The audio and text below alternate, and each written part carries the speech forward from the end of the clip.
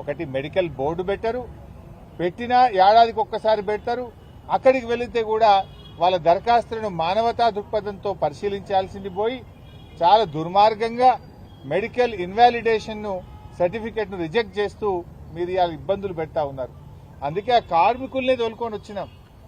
ఇలా క్యాన్సర్ వచ్చిన వాళ్ళను, గుండెకు బైపాస్ సర్జరీ అయినటువంటి వాళ్ళను, కాళ్ళు లేని వాళ్ళను, కళ్ళు లేని వాళ్ళను, ఒకవైపు కిడ్నీలు ఫెయిల్ అయిపోయి చేతిలో బ్యాగ్ పట్టుకొని నడుస్తున్నటువంటి వాళ్ళను అసలు మీకు ఎట్లా చేతొచ్చింది, ఎట్లా మనసు వచ్చింది అని నేను రేవంత్ రెడ్డి ప్రభుత్వాన్ని అడుగుతా ఉన్నా.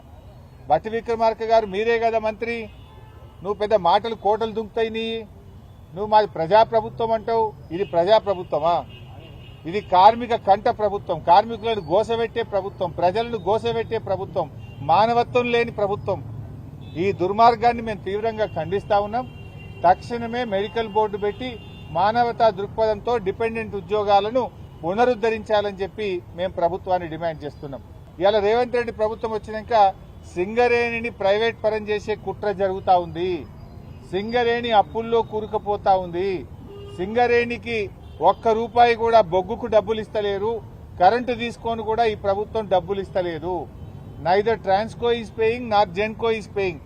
కరెంటు తీసుకొని ట్రాన్స్కో సింగరేణికి డబ్బులు కట్టలేదు, బొగ్గు తీసుకొని జెన్కో సింగరేణికి డబ్బులు కట్టలేదు.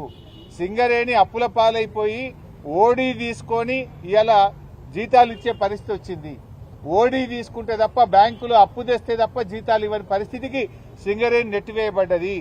దాదాపు 50,000 కోట్ల అప్పుల్లోకి సింగరేణి కూరుకుపోయింది. ఇవాళ ముఖ్యంగా రేవంత్ రెడ్డి గారు వచ్చిన తర్వాత ఈ కాంగ్రెస్ ప్రభుత్వం నుంచి చెల్లించాల్సిన డబ్బులు ఒక్క రూపాయి అటు ట్రాన్స్కోకు ఇటు జెన్కోకి ఇస్తలేదు. ట్రాన్స్కో జెన్కో అటు సింగరేణికి ఇస్తలేదు. ఇవాళ రేవంత్ రెడ్డి గారు సింగరేణి పైసలు తీసుకుపోయి ఫుట్బాల్ ఆడుతున్నాడు. నీ అయ్య సొత్తాన్ని తీసుకుపోయినావా? నీ ఫుట్బాల్ షోకుల కోసం, నువ్వు ఫోటోలు దిగడం కోసం సింగరేణి 10 కోట్ల రూపాయలు ఏ రకంగా తీసుకుంటావు?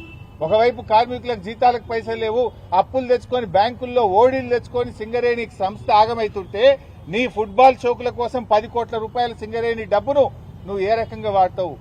గతంలో సిఎస్ఆర్ డబ్బు, సింగరేణి డబ్బు బీఆర్ఎస్ ప్రభుత్వం ఉన్నప్పుడు వాడితే ఆ పిల్లల కోసం వాడినాం. సింగరేణి పిల్లలకు ఒక మెడికల్ కాలేజీ పెట్టడానికి వాడినాం, లేదా ఒక స్కూళ్లు కట్టడానికో, కాలేజీలు కట్టడానికో, మంచినీళ్లు ఇవ్వడానికో వాడినాం. నువ్వేమో ఫుట్బాల్ షోకుల కోసం వాడుతున్నావు. నువ్వు ఫుట్బాల్ ఆడడానికి సింగరేణి డబ్బే కావాలా నీకు? సింగరేణి కార్మికుల కడుపు కొట్టాలన్నా నువ్వు? ఏ రకంగా నీకు మనసు వచ్చింది సింగరేణి డబ్బులు తీసుకోవడానికని నేను అడుగుతా ఉన్నా. ఇవాళ రాష్ట్ర వ్యాప్తంగా జర్నలిస్టుల గొంతు కోసినావు, అందరినీ కోసినావు. ఇవాళ రైతుల్ని కోసినావు, కార్మికుల్ని కోసినావు, విద్యార్థుల్ని గొంతు కోసినావు, నిరుద్యోగుల గొంతు కోసినావు. లాస్ట్ కు ప్రజాస్వామ్యంలో 4వ పిల్లర్ అయినటువంటి జర్నలిస్టుల గొంతు కూడా కోసినావు కదా. ఇవాళ కేసీఆర్ గారు ఉన్నప్పుడు 26,000 అక్రిడేషన్ కార్డులు ఇచ్చారు. జర్నలిస్టుల కోసం 100 కోట్ల రూపాయల కార్పస్ ఫండ్ ను ఏర్పాటు చేశారు. కరోనా వస్తే జర్నలిస్టులను కాపాడుకున్నారు. జిల్లాల్లో జర్నలిస్టులకు ఇండ్ల స్థలాలు ఇచ్చింది బీఆర్ఎస్ ప్రభుత్వం. రేవంత్ రెడ్డి వచ్చిన తర్వాత ఆ రోజేమో గొప్పగా చెప్పిండు, గవర్నమెంట్లకు వస్తే చాలు, ఓడదాటేదాకా ఓడమల్లప్ప, ఓడదాటినాక బోడమల్లప్ప. ఆనాడు ఏం చెప్పిండు?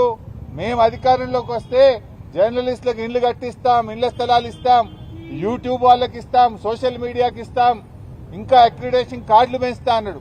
ఇవాళ ఏం చేసిండు? 26,000 మందికి కేసీఆర్ గారు అక్రిడేషన్ కార్డులు ఇస్తే 10,000కు తగ్గించారు.